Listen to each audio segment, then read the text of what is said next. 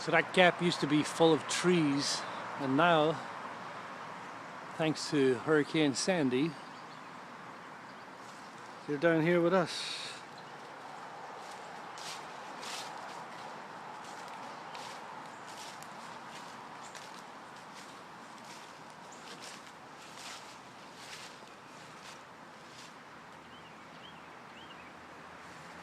No more sliding.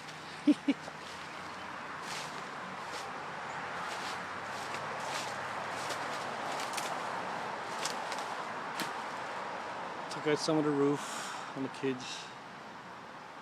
Swing set, wiped out the fence.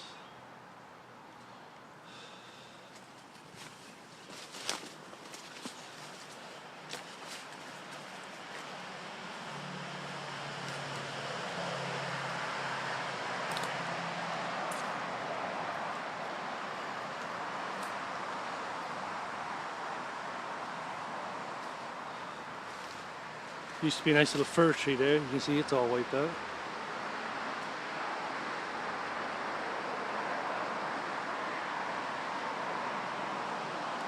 And that tree is the culprit. 60 feet fall.